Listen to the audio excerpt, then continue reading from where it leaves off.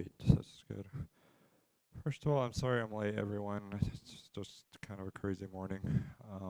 But we're just going to go ahead and get started. Let's start with the word of prayer.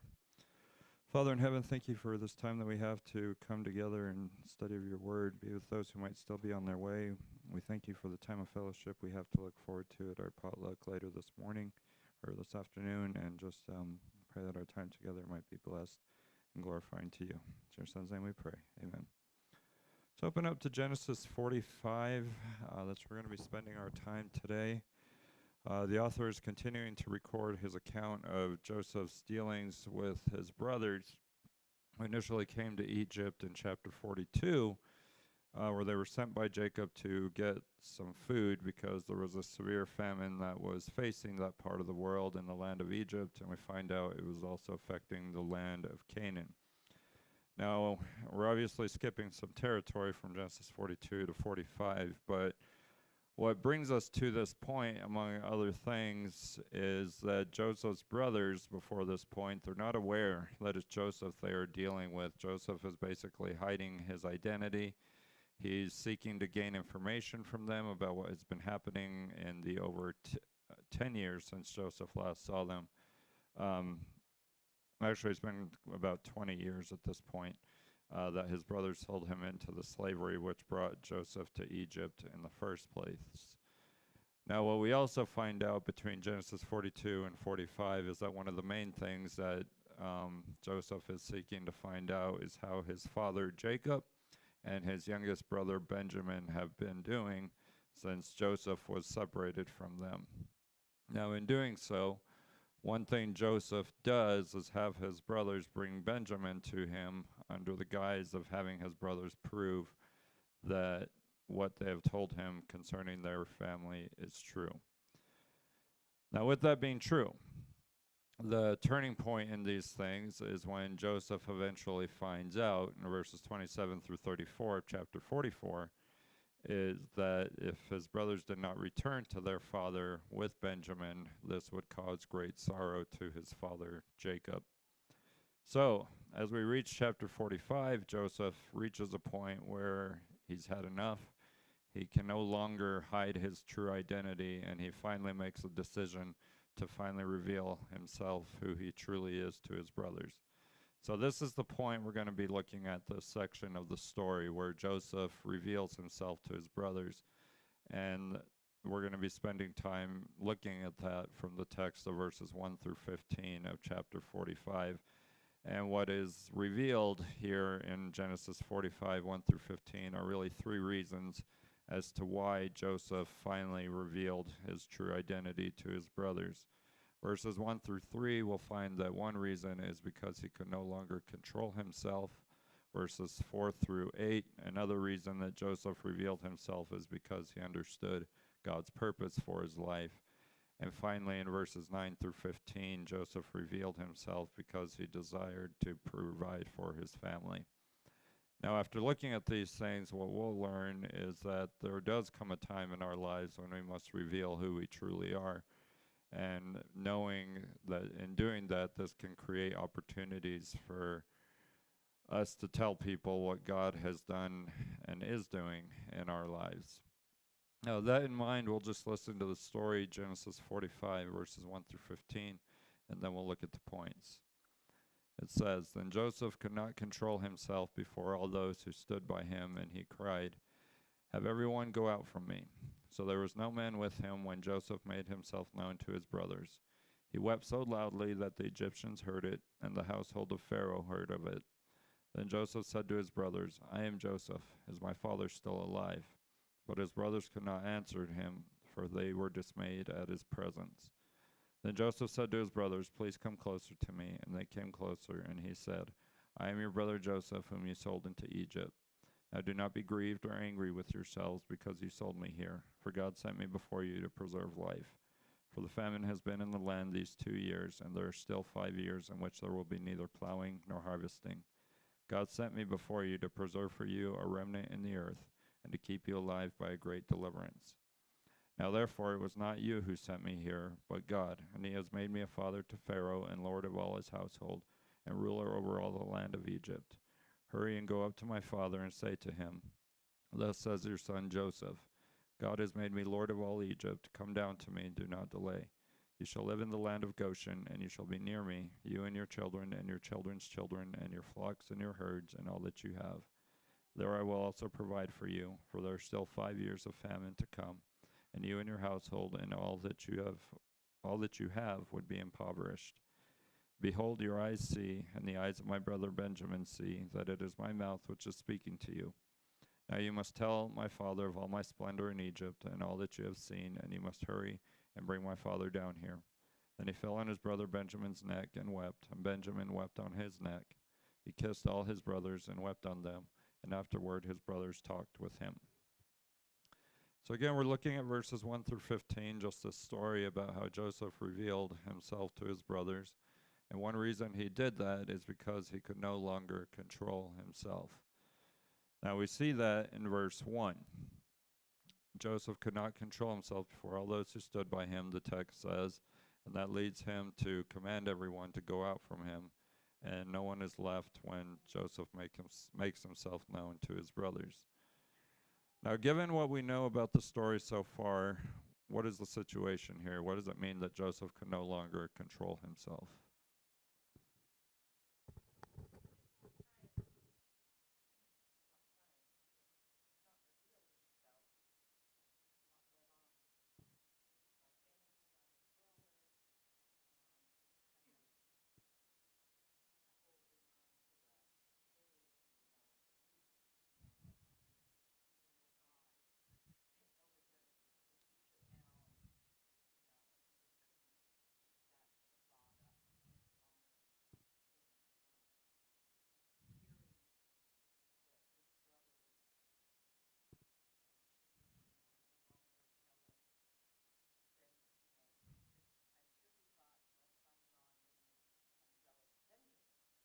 Right.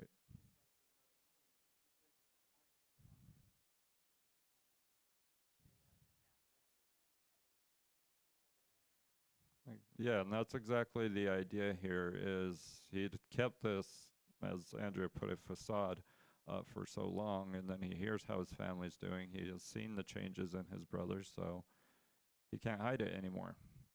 So what he does is that he has everybody that's there, all these other Egyptians, go out, and it's just he and his brothers that are left in the room, for lack of a better term. So what happens next in verse 2? What does Joseph do? He wept loudly, the text says. Exactly. He's just sobbing at this point. And yes, loudly, the text says. And even though the Egyptians have left the room, this is so loud, they hear it. And it says the household of Pharaoh heard it. Everybody who's associated with Pharaoh heard it. So he's lost control, as verse 1 said, and his emotions just come to the forefront. And he's weeping loudly. Now, what does he say to his brothers in verse 3? Is my father yet alive? How do his brothers respond? They're terrified. Is that what your translation says? Terrified? Terrified. Okay. New American Standard has dismayed, but that is the idea. They're in fear. They're alarmed, or as Elaine's translation, terrified. Now, why would they be terrified? That's a question we need to ask of this verse.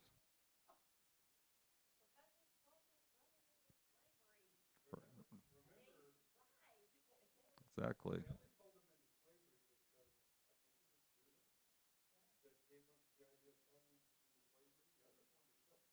Yeah, right.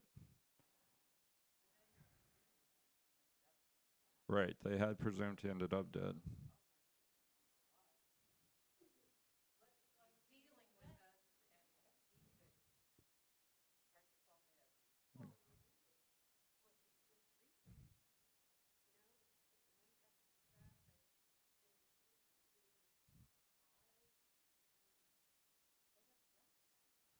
Exactly.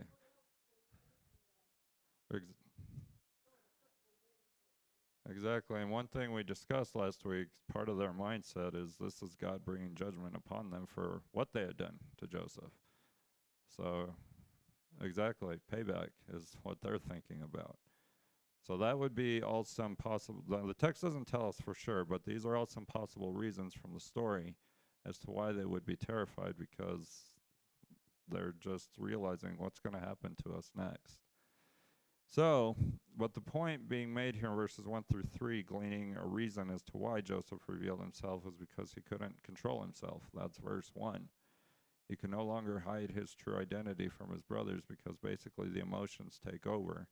And he finally tells them, I'm Joseph. This is me. That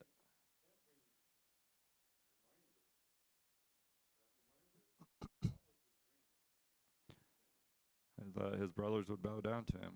Exactly. It has been fulfilled. And it's the same that it's going to be with his father later in the chapters that bring this book of Genesis to a close. Anything else on verses 1 through 3?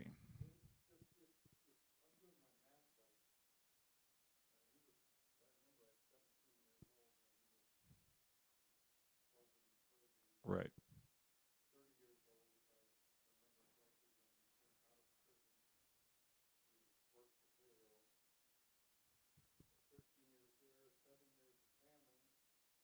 And they're 2 years. Right. So right in the text. Right. Exactly. And we're gonna see in the story that they're 2 years into the famine, because he's, as we read it later, it's gonna say there's 5 years left.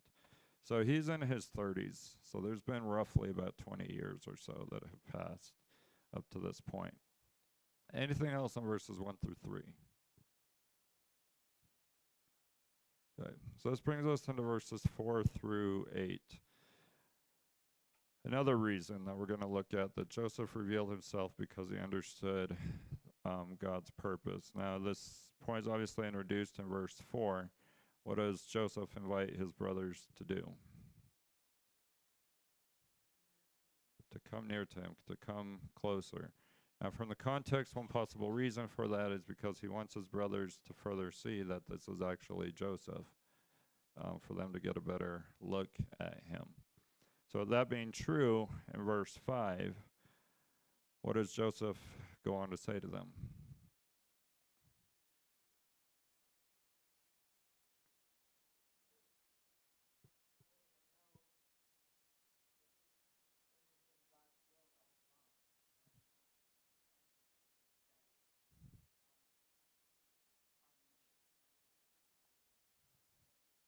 Exactly. So here we're beginning to see Joseph's mindset. Yes, his brothers did something, but now Joseph is seeing this as part of God's plan. So he's telling his brothers, basically, don't worry about it. This was God's will all along. Don't be hurt or angry, because again, he's seen the change in his brothers. They have this repentant attitude about themselves. But Joseph is looking at this as part of God's plan. It's not you that brought me here, brothers. It was God through his brothers. But Joseph still sees it as God nonetheless. And so since Joseph saw his circumstances as part of God's plan for his life, he goes on to explain in more detail why he believes that God has sent him to Egypt. Now, according to verse 6, why does Joseph believe God sent him to Egypt? To prepare for the famine. Joseph puts it in terms of life. He says to preserve life. They're in the middle of the famine. As was pointed out, they had the 7 years of plenty. Now we're 2 years into the famine. So Joseph is explaining to his brothers, yeah, at this point, and Pharaoh, because of the interpretation of the dream as well. So,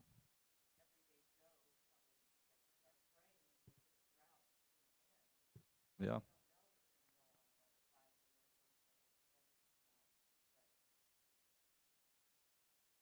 Exactly. Yeah. Joseph is the one who knows the full story, above everybody else. So Joseph, he's explaining to his brothers, this is why God brought me here, to preserve life. And he explains to them the severity of the famine. There's another 5 years of famine ahead of them. So And he knows this information because of the dream. But the point here is that Joseph believed he was sent to Egypt, as Sandy put it, to prepare for this famine, to basically save lives, to save the lives of the people who were affected by this famine. Questions or comments before we get into verse 7? Okay. So as a result of what he's already said, in verse 7, Joseph goes on to say to his brothers that it says there, God sent me before you to preserve for you a remnant in the earth and to keep you alive by a great deliverance. This is an important verse, but the first question I want to ask here is, what is a remnant? What does that word mean? Okay, the last of, that's part of the idea. Any other thoughts on the word remnant? Small piece. And what did you say, Dean? Okay, posterity might be part of it as well. But the word remnant, if you look at the word closely, it's similar to the word remain. It's what's left over, as was already said. So this has the sense that the reason God sent him to his brothers in this way is so that there might be people left and that his brothers might survive through what Joseph calls a great deliverance. Now, what is a deliverance? Can anyone tell me that?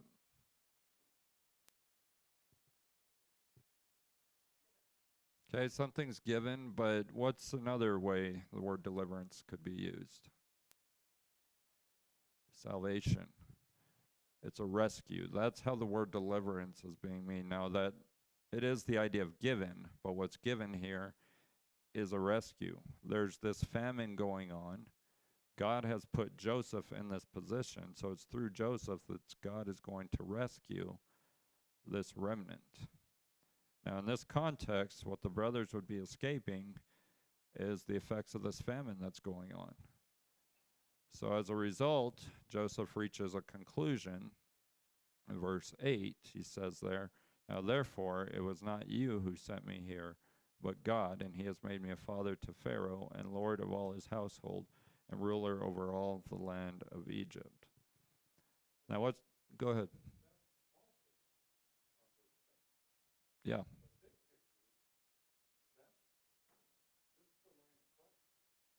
Ultimately speaking, yes, that's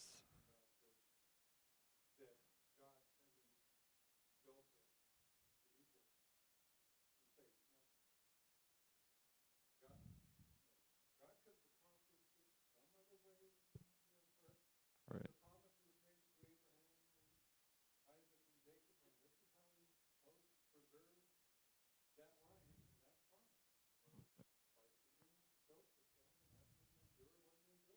Exactly. That's part of the overall plan. Elaine, go ahead.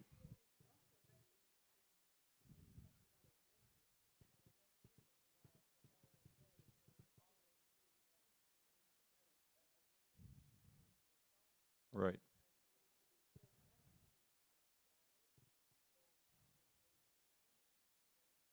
Right. Yeah, and all through the Old Testament and sometimes into the New Testament, you have this word remnant. And it's the idea that God will always preserve his people. Out of everybody in the world, God's people will always be preserved. That doesn't mean they won't physically die, but there's always going to be a pocket of people who will be in that right relationship with God. This word remnant is very important. But here, the word is used to refer to the fact that Joseph was the one selected to help preserve his brothers, but his brothers are the beginning of a long line of descendants. But ultimately, as was pointed out, this is ultimately a spiritual element to it, that God's people would be his people through Christ. So any more questions or comments on verse 7? Okay. So this brings us into verse 8. Again, Joseph's reaching a conclusion. Now, how do we know that? What word indicates that Joseph is reaching a conclusion? Here's some Bible trivia for you. Now, therefore. That's how we know. So what does Joseph say to his brothers here that God has done?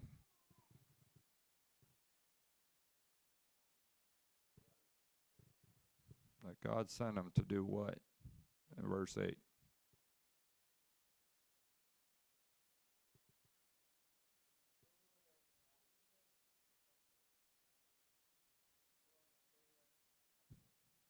Okay, he was Lord of Pharaoh's household, and what about his relationship to Pharaoh, other than his household? Father to Pharaoh. What's that about? That's it. That father to Pharaoh language is the idea that he would function as an advisor to Pharaoh. Now, Pharaoh told him, you're going to be over everything. You're going to be the highest form of authority, second to the throne. So yes, Joseph became one of Pharaoh's most trusted advisors. And it all started with the interpretation of that dream concerning the plenty and the famine. So when we put verses 4 through 8 together, the point we should see from these verses as to why Joseph revealed himself to his brothers is because he understood God's purpose. Joseph has shown his brothers that him coming to Egypt was something that was part of God's plan for his life. So Joseph encourages his brothers, don't be angry at yourselves, don't be hurt. This was God's plan. So the encouragement in this is he's telling his brothers, what you did to me, you are fulfilling part of God's plan for my life. So he's encouraging his brothers instead of making them feel bad about what they've done. Now, they already feel bad. So Joseph doesn't have to feed that guilt. Instead, he says, brothers, you are helping fulfill God's plan for my life. Anything else in verses 4 through 8 before we look at 9 through 15? Alrighty. Now, point number 3, another reason that Joseph revealed himself, and that's because he desired to provide for his family. Now, this point is introduced with the author recording what's really a series of instructions in verses 9 through 13 that deal with the fact that Joseph wished for his brothers to return home to their father, bring their father back to Egypt so that they might make their home in Egypt, in order that Joseph might provide for them during this famine that was occurring at this time. So this begins in verse 9 with Joseph instructing his brothers. He says, hurry home, get back to Canaan. And what does he want his brothers to tell his father?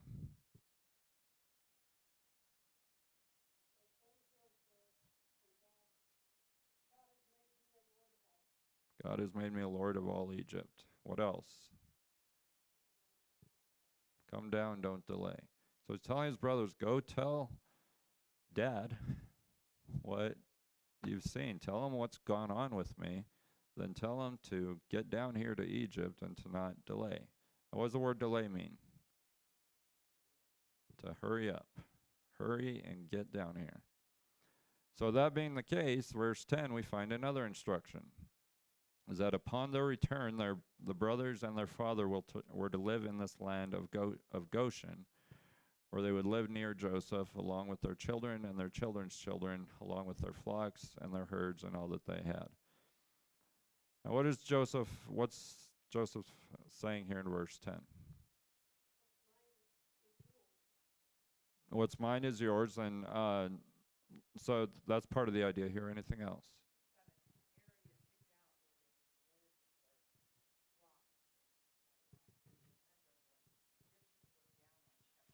Yeah, and that's something we're going to deal with a little bit later in the next class, actually. So, no, you're good to point it out, because that is going to become important in this story of Joseph and his brothers. Yeah. Exactly. I wish I had a map with me, but it is the Nile Delta. It's up in northern Egypt. It's a very good land where animals could graze. So Joseph picks this area because he knows it's going to be a good place for his family.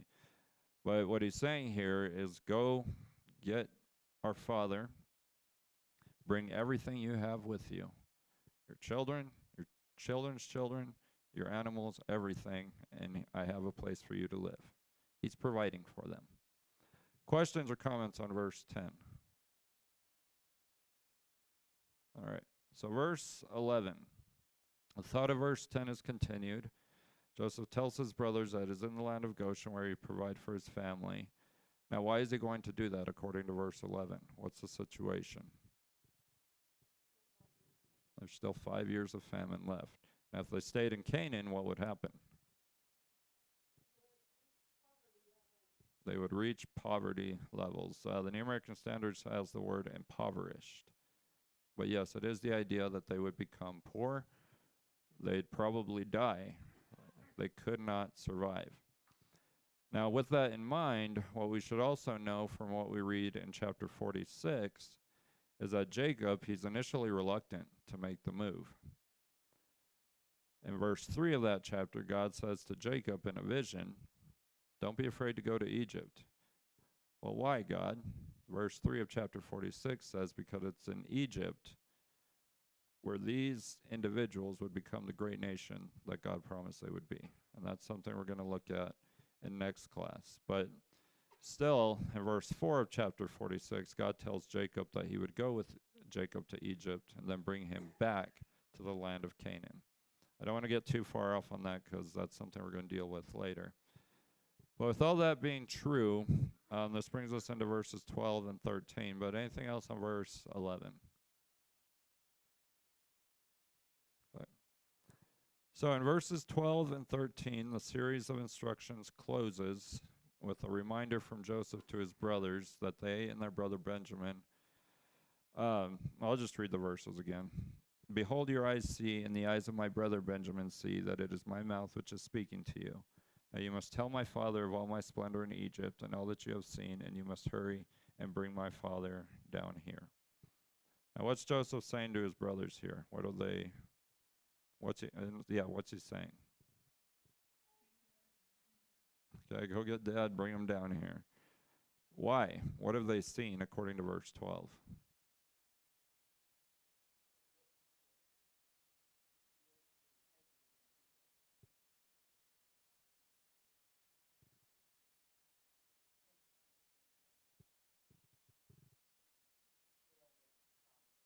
Exactly.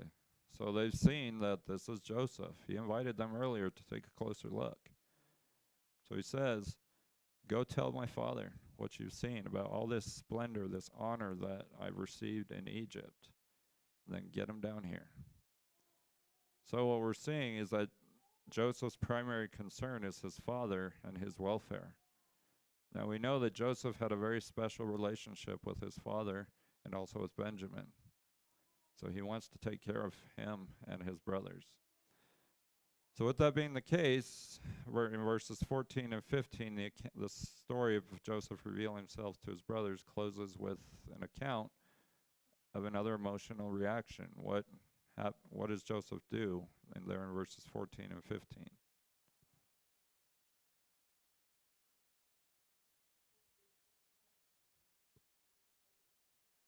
Exactly. There's that emotional language again. That's the idea of he fell on his brother's neck. That's just a way of saying that he hugged them and continued to weep. So what happens in verse 15? What else happens other than the hugging and weeping?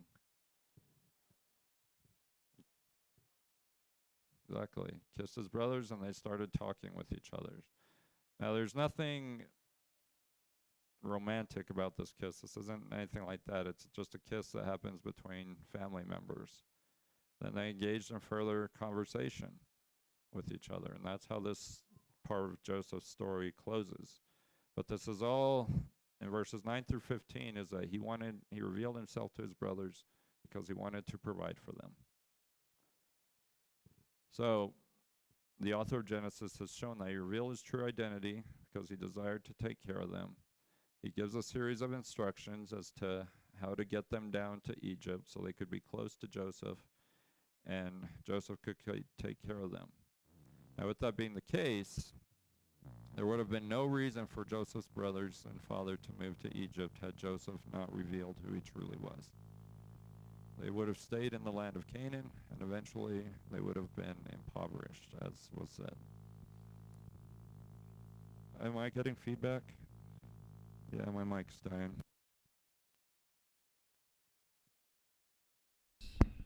We are back to this microphone. Can you hear me now? All right. So this is all about how Joseph revealed himself to his brothers. He did so because he could not control himself, and he did so because he understood God's purpose, and he wanted to take care of his family. So the application of this is a lesson about being honest with people about who we are. It was difficult for Joseph to hide from his brothers who he truly was.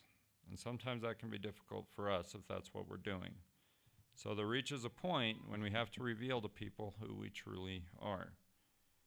But what that can do, according to these verses, is create opportunities for us to tell people what God is doing and has done in our lives.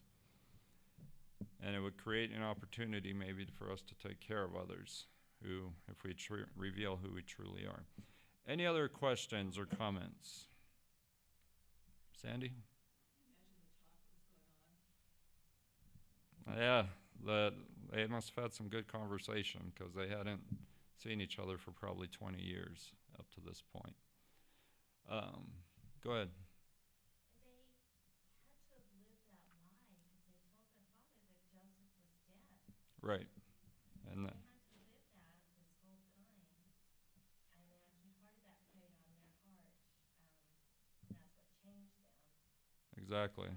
But now, you know, they're going to have to go back and tell their father and own up to that lie Right. that they've lived for that 20 years.